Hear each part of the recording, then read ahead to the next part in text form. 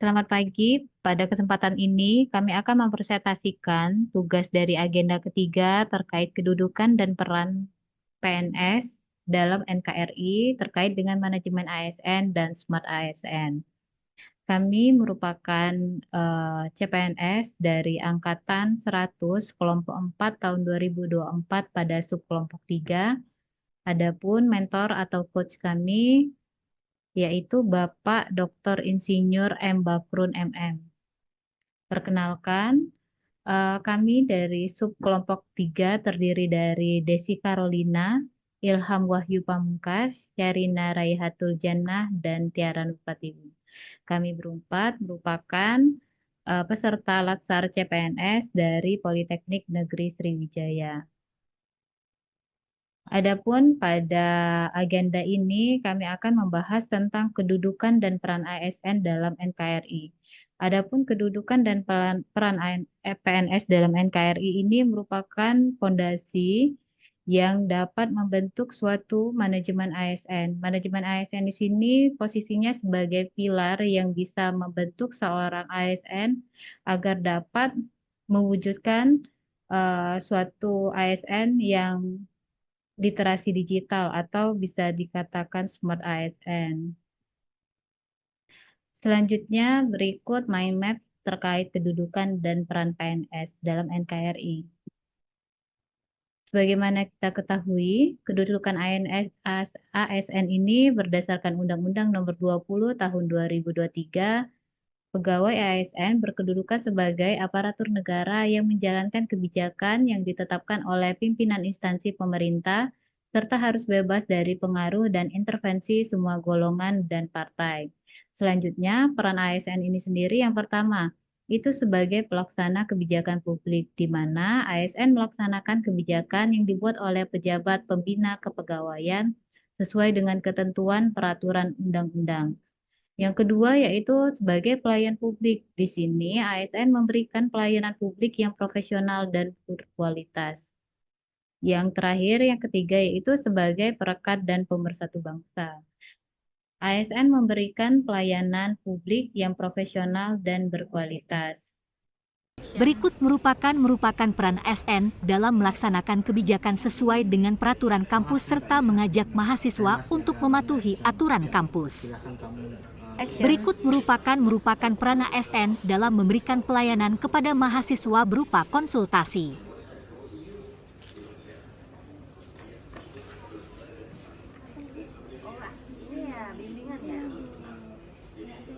Berikut merupakan peran ASN sebagai perekat dan pemersatu bangsa, di mana ASN sebagai harus menjadi pilar dalam persatuan dan kesatuan.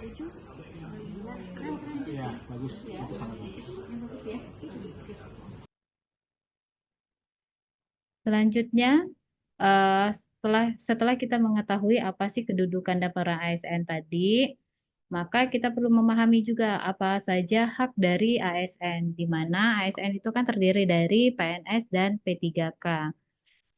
Untuk PNS sendiri, PNS memiliki hak untuk memperoleh gaji, tunjangan, dan fasilitas. Selanjutnya yang kedua, berhak untuk mendapatkan cuti, berhak untuk mendapatkan jaminan pensiun dan jaminan hari tua, perlindungan, dan pengembangan kompetensi.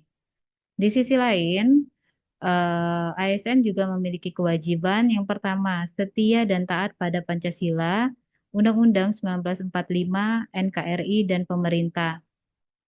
Menjaga persatuan dan kesatuan bangsa, melaksanakan kewajiban yang dirumuskan pejabat pemerintah.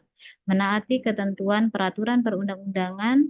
Lanjut yang kelima, melaksanakan tugas dengan penuh pengabdian, kejujuran, kesadaran, dan tanggung jawab, menunjukkan integritas dan keteladanan, menyimpan rahasia jabatan, dan bersedia ditempatkan di seluruh wilayah NKRI.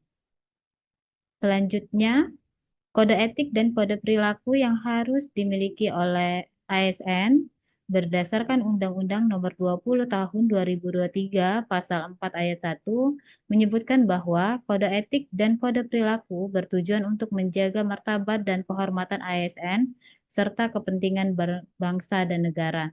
Sedangkan pada pasal 1 ayat 15, penyelenggaraan sistem manajemen ASN harus sesuai dengan prinsip meritokrasi.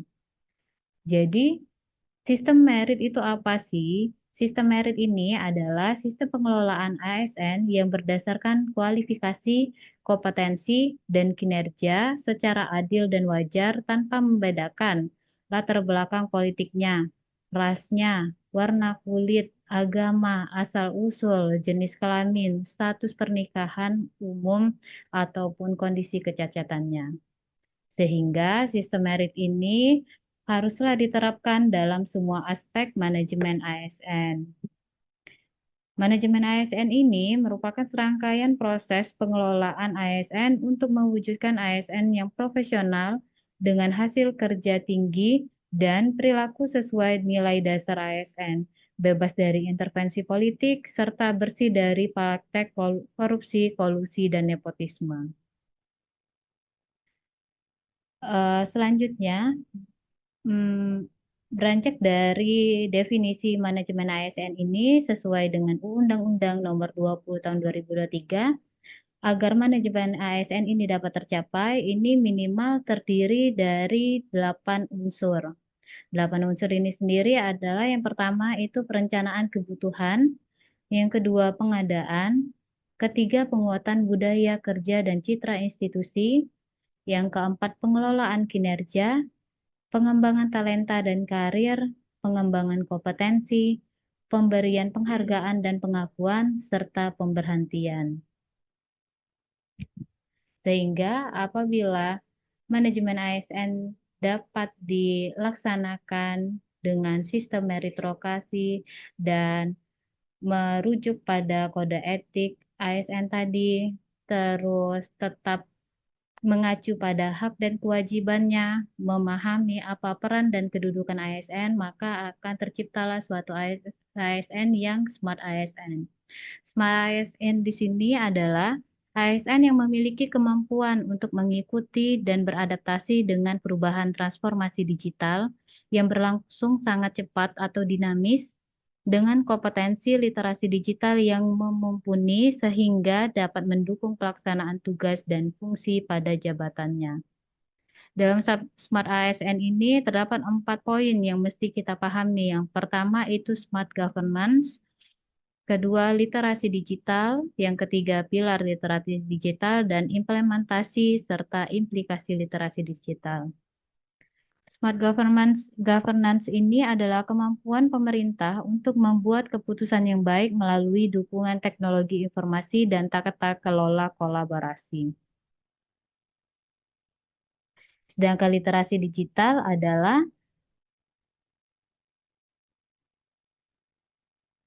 mengelola, memahami, mengintegrasi, mengkomunikasikan, mengevaluasi, dan menciptakan informasi secara aman dan tepat melalui teknologi digital. Hal ini mencakup kompetensi yang secara beragam disebut sebagai literasi komputer, literasi TIK, literasi informasi, dan literasi media. Yang kedua yaitu pilar literasi digital. Pilar literasi digital ini terdiri dari 4 poin. Yang pertama itu etika digital, budaya digital, keamanan digital, dan kecakapan digital.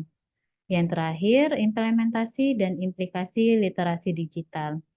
Poin pertama itu terkait dengan percepatan transformasi digital, di mana transformasi digital ini memberikan lebih banyak informasi, komputasi, komunikasi, dan konektivitas yang memungkinkan berbagai bentuk kolaborasi baru dalam jaringan dengan aktor yang terdiversifikasi. Yang kedua ini terkait kesenjangan digital. Kesenjangan digital merupakan konsep yang telah lama ada. Pada awal mulanya, konsep kesenjangan digital ini berfokus pada kemampuan memiliki dari sisi ekonomi dan mengoperasikan perangkat digital dari sisi komputernya atau alatnya dan dari akses internetnya itu sendiri.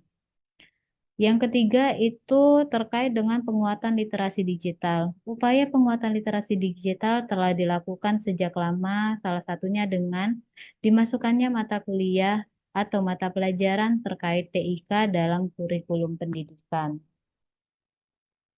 Demikian presentasi dari kami